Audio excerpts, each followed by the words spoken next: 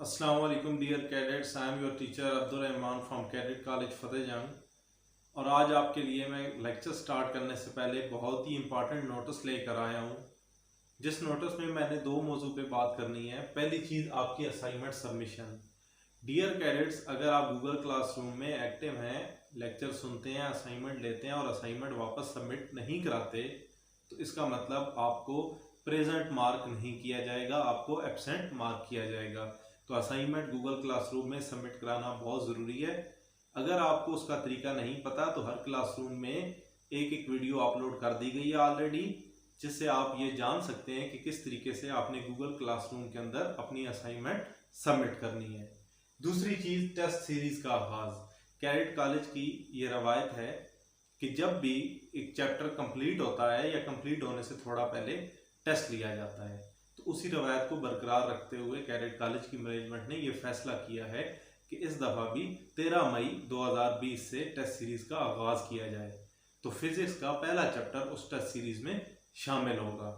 तो dear cadets, ये दो इंपॉर्टेंट नोटिस थे, जिसमें पहला असाइनमेंट सबमिट कराना। अगर आप टाइमली असाइनमेंट सबमिट कराते रहेंगे तो आपकी एब्सेंट मार्क नहीं होगी, आपको प्रेजेंट मार्क किया जाएगा, और असाइनमेंट सबमिट ना कराना एब्सेंट मार्क होंगे। जबकि दूसरी चीज़, टेस्ट सीरीज़ का आगाज़ है, तो फिजिक्स का पहला चैप्टर विद एक्सरसाइज आपका शामिल होगा 13 मई से शुरू होने वाली टेस्ट सीरीज़ के अंदर। तो चलिए शुरू करते हैं अपना लेक्चर। डियर कैडेट्स, आज का हमारा जो पहला टॉपिक है वो है मैथ मेजरिंग इंस्ट्रूमेंट। पहले हमने लेंथ मेजरिंग इंस्ट्रूमेंट पढ़े थे, जिसमें हमने मेजरिंग टेप पढ़ी थी, मीटर रूल पढ़ा था, वर्नियर कैलिपर और स्क्रू गेज पढ़ा था।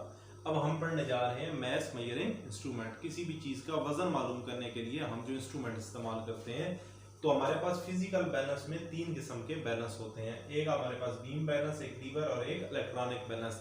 उसके लिए आप पेज नंबर 16 अपनी बुक्स पे ओपन कर लें। तो हम सबसे पहले हम स्टार्ट करते हैं मैथ मेजरिंग इंस्ट्रूमेंट।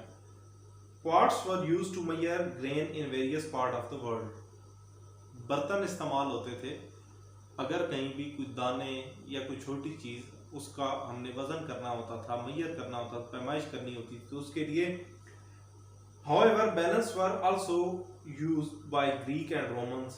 तो ग्रीक और रोमन्स जो थे वो हमारे पास इस्तेमाल करते थे बैलेंस, पुराने जो तराजू, जैसा कि आप स्क्रीन पे देख रहे हैं।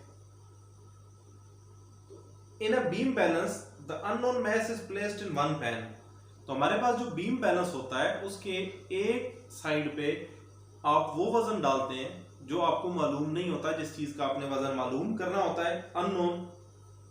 जबकि दूसरी साइड पे आप क्या करते हैं, it is balanced by putting known message in other pan. जबकि दूसरी साइड पे आप किलो, 2 किलो, 3 किलो या वो मैस रखते हैं जो आपको पता होता है।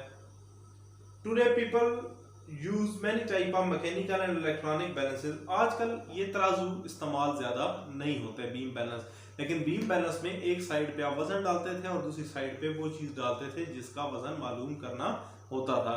तो ये आपके पास बीम बैलेंस होता था। बीम बैलेंस ये पुराने वो बैलेंस होते थे जो हम यूज करते थे। उसके बाद आपके पास आ जाता है physical balance. Physical balance is used by laboratory to measure the mass of various object by comparison. तो जो फिजिकल बैलेंस है हमारे पास, ये हमारे पास इस्तेमाल होते हैं लेबोरेटरीज के अंदर बहुत छोटी चीजों के मास मालूम करने के लिए। It consist of beam resting at the centre on fulcrum.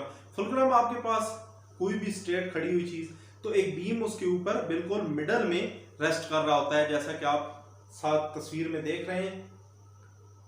The beam carry scale pan over the hook on either side. इसके दोनों साइडों के ऊपर पैन लगे होते हैं, जिनके अंदर एक में आपने चीज डालनी होती है, दूसरे के अंदर मैसेज डालने होते हैं। Unknown message is placed on the left pan. तो लेफ्ट पैन पे आप अननोन मैस डालते हैं, वो चीज रखते हैं जिसका मैस आपको मालूम नहीं होता। तो फिर हम क्या करते हैं, find some suitable standard masses. फिर हम वो मैस लेते हैं जो आपको मालूम होते हैं और वो आप किस में रख देते हैं, वो आप राइट वाले पैन में डाल देते हैं। और लेकिन डालने से पहले क्या करना होता है, masses that cause the pointer to remain at zero and raising the beam. तो सबसे पहले हमने मैस डालने से पहले इसको सेट करना होता है जीरो पे। उसके बाद एक साइड पे वो मैस डाला जाता है लेफ्ट साइड वाले पैन पे जो हमें मालूम नहीं होता, और राइट वाली साइड पे हमने वो पैन डालना, वो राइट पैन पे हमने वो वजन डालने होते हैं जो हमें पता होते हैं। तो इस तरीके से फिर हम बैलेंस करते हैं ताकि सुई जो है वो जीरो के ऊपर ही मौजूद रहे। तो ये हमारे ये फिजिकल बैलेंस था। उसके बाद हमारे पास नेक्स्ट जो आ जाता है पेज नंबर 17 के बॉटम पे लीवर बैलेंस। लीवर बैलेंस भी आपको शो हो रहा है। Lever balance such as shown in figure 1.15, तो ये आपको साइड पे नजर आ रहा है। When lever is lifted, placing the object in one pan at standard masses on the other pan, the pointer of lever system move. The pointer is brought to zero by varying standard. तो जब हम एक side में वजन डालते हैं दूसरी side पे वजन नहीं डालते तो सुई जो है वो जीरो से हट जाती है। तो सुई को दोबारा जीरो पे लाने के लिए दूसरे पैन में भी उतना ही वजन डाला जाता है ताकि दोनों वजन बैलेंस हो जाए और जो सुई है वो क्या करे, वो जीरो पे वापस आ जाए। तो ये वो तरीका है जिसके जरिए लीवर बैलेंस को भी बैलेंस किया जाता है। तो हमारे पास जो नेक्स्ट आपके पास है वो है इलेक्ट्रॉनिक बैलेंस। इलेक्ट्रॉनिक बैलेंस क्या होता है ये भी आपको डायग्राम में नजर आ रहा है। ये मुख्तलिफ रेंज में आपके पास आते हैं। मिलीग्राम रेंज भी होती है, ग्राम रेंज भी होती है, किलोग्राम होते हैं, मतलब ये छोटे से लेके बहुत बड़े होते हैं। Before measuring the mass of a body, किसी चीज का भी वजन करने से पहले इट इज स्विच्ड ऑन। सबसे पहले इलेक्ट्रॉनिक है तो बटन इसका ऑन करना पड़ता है। ऑन करके and its reading is set to zero, और इसकी रीडिंग को जीरो पे जाने दिया जाता है कि बिल्कुल जब जीरो हो जाता है इसकी स्क्रीन जीरो पे चली जाती है तो फिर हम क्या करते हैं, next place the object to be weight, फिर उसके ऊपर हम वो चीज रखते हैं जिसका हमने वजन करना होता है। The reading on the balance give you the mass of body placed over it. तो आगे इसके डिजिटल स्क्रीन होता है, स्क्रीन के ऊपर उस चीज का हमें वजन मालूम हो जाता है, वो ग्राम्स में है, वो मिलीग्राम में है या वो किलोग्राम के अंदर मौजूद है। अब आपके पास इनमें से सबसे ज्यादा एक्यूरेट कौन सा होता है? The most accurate balance beam balance हमारे पास। तो बीम बैलेंस जो है वो हमारे पास कितना सेंसिटिव होता है, तो ये अगर आप देखें तो beam balance sensitive beam balance में भी able to detect a change as small है, तो ये 0.1 ग्राम की चेंज भी महसूस कर सकता है, डिटेक्ट कर लेता है। जबकि फिजिकल बैलेंस क्या करता है, वो 0.01, तो ये आपके पास ज्यादा एक्यूरेट होता है बीम बैलेंस से फिजिकल बैलेंस। जबकि इलेक्ट्रॉनिक बैलेंस सबसे ज्यादा एक्यूरेट होता है, वो आपको 0.001 तक एक्यूरेसी जो है वो प्रोवाइड करता है। तो ये तीनों आपके पास हैं, तो तीनों की अलग अलग से सेंसिटिविटी दी गई है। एक जो है अगर आपके पास मेजर करता है, देखें हमारे पास अगर कोई भी रीडिंग आती है तो वो रीडिंग अगर है हमारे पास 10, एक है 10.0, एक है 10.00, फिर एक आ जाती है 10.000। तो पॉइंट के बाद, डेसिमल पॉइंट के बाद जितने ज्यादा जिधर जीरो होंगे इसका मतलब वो इंस्ट्रूमेंट सबसे ज्यादा एक्यूरेट रीडिंग आपको दे सकता है।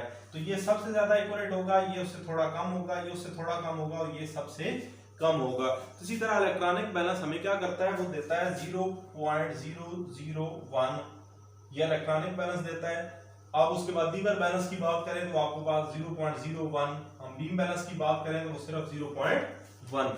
तो ये आपको शो हो भी रहा है और उसके साथ साथ ये आप देख सकते हैं, तो बीम बैलेंस 0.1, फिजिकल बैलेंस आपको 0.01, जबकि इलेक्ट्रॉनिक बैलेंस 0.001 तक एक्यूरेसी दे सकते हैं। तो ये तो थे मैथ मेजरिंग इंस्ट्रूमेंट। अब हम मूव करते हैं हमारे पास टाइम को मेजर करने के लिए जो इंस्ट्रूमेंट इस्तेमाल करते हैं उनकी तरफ। डियर कैडेट्स, अब हम मूव करते हैं अपने नेक्स्ट टॉपिक जो कि है टाइम मेजरिंग इंस्ट्रूमेंट की तरफ। टाइम को मेजर करने के लिए जिस इंस्ट्रूमेंट का हम इस्तेमाल करते हैं वो होता है हमारे पास स्टॉप वॉच। तो स्टॉप वॉच से हम टाइम मेजर करते हैं। तो पेज नंबर 18 पे बिल्कुल बॉटम पे, stop watch is used to measure the time interval of an event.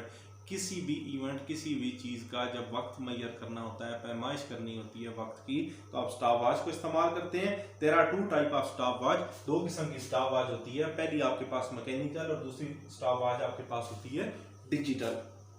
Mechanical stop watch measure a time interval up to a minimum 0.1 second.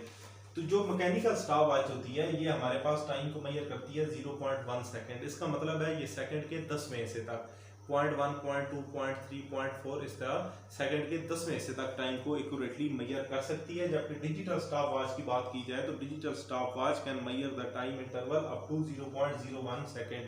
इसका मतलब होता है ये आपके पास सेकंड के 100वें हिस्से तक जाके आपको टाइम मेजर करके दे सकती है। तो फिर कौन सी ज्यादा एक्यूरेट होगी, जैसे अभी मैंने आपको बताया था पॉइंट के बाद जितने जीरो आए तो वो इंस्ट्रूमेंट उतना ज्यादा एक्यूरेट होता है। तो यहाँ पे हमारे पास डिजिटल स्टॉप वॉच ज्यादा एक्यूरेट होगी या मैकेनिकल, तो डिजिटल स्टॉप वॉच जो है वो ज्यादा एक्यूरेट होगी।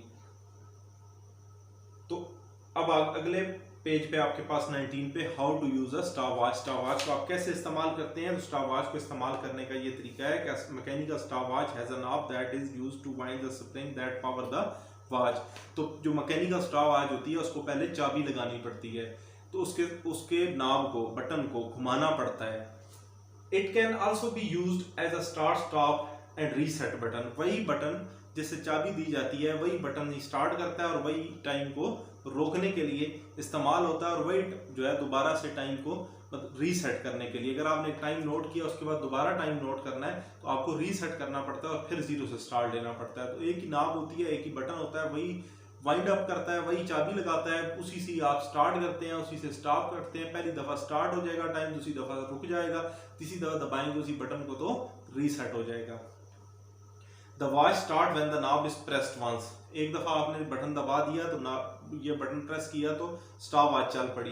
When press second time it stop the watch. दूसरी दफ़ा दबाया तो वॉच रुक गई, और तीसरी दफ़ा आपने दबाया तो needle back to zero position, तो दोबारा सुई जीरो पे आ जाती है। ये तो था तरीका मैकेनिकल स्टॉप वॉच को यूज़ करने का। उसके बाद हमारे पास आ जाता है डिजिटल स्टॉप वॉच को इस्तेमाल करने का तरीका। तो digital stop watch to indicate the time lapse at a start stop button is press. इसमें भी एक स्टार्ट और एक स्टॉप का बटन होता है जो कि प्रेस करने से स्टॉप वॉच चल पड़ती है। As soon as a start stop button is pressed again it stop। अब यही बटन आपने दोबारा दबाया, पहली दफा दबाने से टाइम स्टार्ट, दूसरी दफा दबाने से टाइम रुक गया, और थर्ड टाइम दबाने से ये दोबारा से जीरो स्टेज पे आ जाता है।